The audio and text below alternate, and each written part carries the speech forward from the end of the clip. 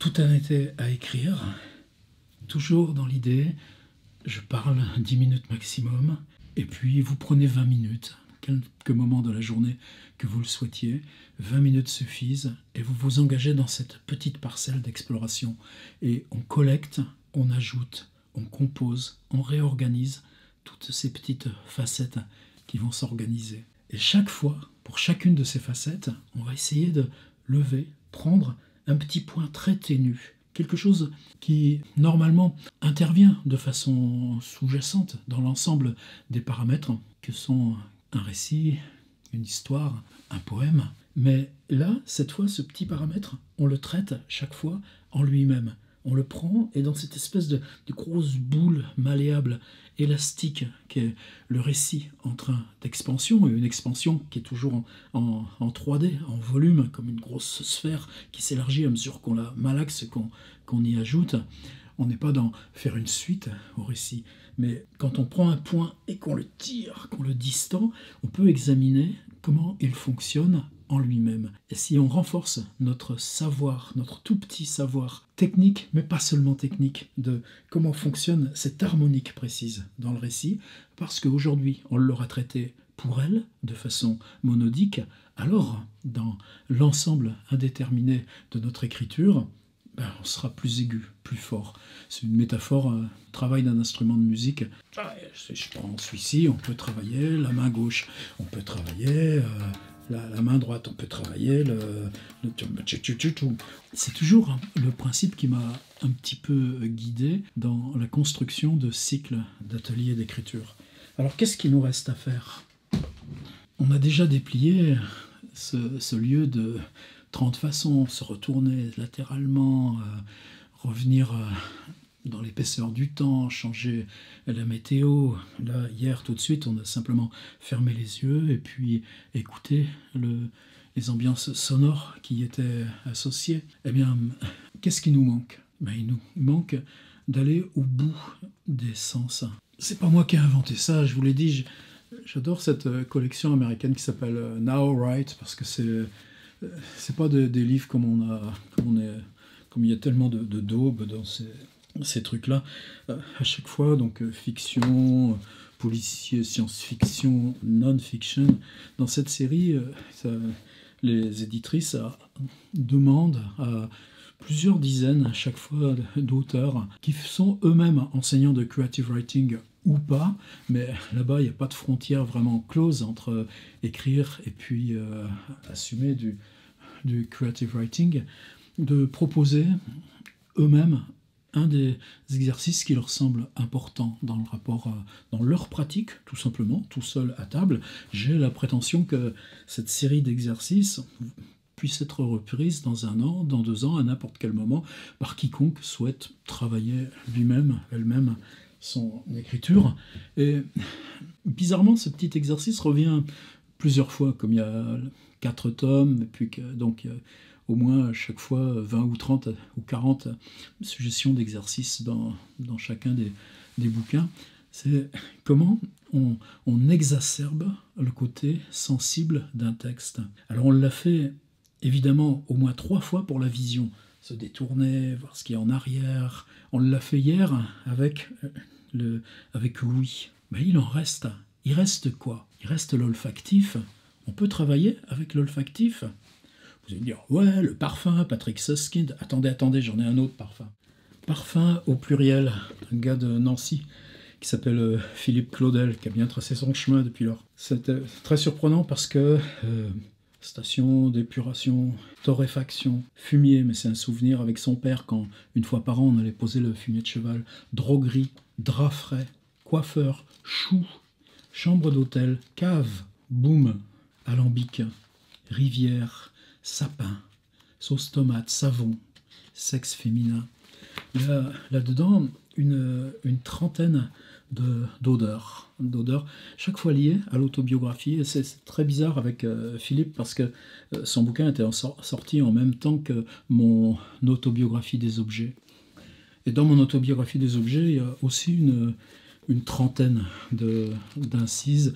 On est à peu près sur le même volume, le même truc, on a à peu près le même âge, on a écrit tous les deux en même temps, évidemment sans... Enfin, encore que moi, je mettais mon truc en ligne sur le web. Alors, ces dialogues, quelquefois, on les a. Et c'était très bizarre parce qu'à un moment donné, moi, j'étais parti sur le souvenir de comment, enfant, on vous enlevait les amygdales en vous mettant un gros ballon d'éther. Et que le souvenir de cette odeur d'éther était associé pour moi à cette perception que tout d'un coup, on n'avait plus de corps.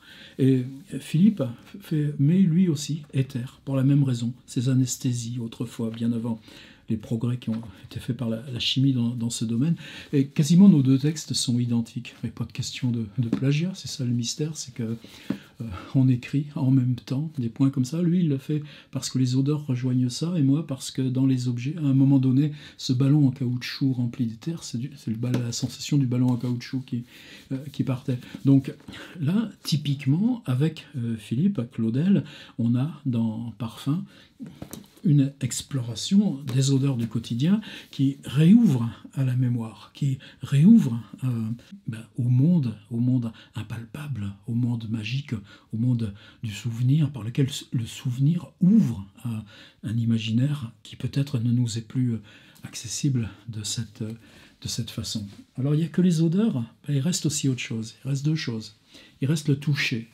Ça a l'air con, mais est-ce que dans un texte, puisque ça va être le dernier de ce cycle, prenez votre temps si vous voulez, pour cette 10e séance qui clôt le premier cycle à partir de cette idée de départ de revenir dans un lieu, est-ce que vous pouvez intégrer, oui, des odeurs, peut-être vous pouvez faire 3 textes d'ailleurs, vous pouvez me faire 10, ouais c'est ça, 10 A, 10 B, 10 C, 10 A, odeur, 10 B, toucher. Est-ce qu'on peut prendre même un livre? Qu'est-ce qui se joue quand on touche? Un truc de cuisine, un mur, l'humidité ou le lisse d'un mur, ou la rambarde d'un escalier. Je ne sais pas ce que vous avez trouvé. Philippe Claudel, tiens, il parlait des draps. Est-ce que vous pouvez faire un texte avec le toucher? Dernier truc, est-ce que la littérature, ça mange? Est-ce que la littérature, ça se mange? Est-ce qu'on peut, dans ce contexte-là, avoir quelque chose qui tienne au goût, à la dévoration? Vous inquiétez pas, on est juste au début d'une aventure, on va faire plein de trucs. Mais là, pour cette 10 qui clôt ce premier cycle, c'est ça que je voulais vous proposer. Que dans ce truc, odeur, toucher, et puis 3e petit truc. Et oui, ça peut être 3 fragments comme ça, sans se poser d'autres questions. Juste explorer l'odeur, explorer le toucher, explorer le manger, ce qu'on prend avec la bouche. Pensez à comme c'est important pour les tout petits enfants, dès qu'ils savent manipuler un peu leurs mains. C'est avec la bouche qu'on teste, avec la bouche qu'on essaye. Mets pas ça à ta bouche. Ben, est-ce que vous pouvez mettre quelque chose à la bouche? Ça peut être le souvenir de quelque chose associé à ce lieu, et ce qu'on mangeait en ce lieu, en cette ville. C'est tout simple, mais c'est en reprenant de la même façon ce qu'on a exploré par l'ouïe, par le toucher, qu'on va gérer le goût, la sensation buccale, de la même façon qu'on traite les autres pistes d'imaginaire et de souvenirs. Par contre, si on le fait avec le toucher, ça paraît simple, mais à quoi vous pensez comme texte de littérature qui parte sur cette question-là? Ma bouche.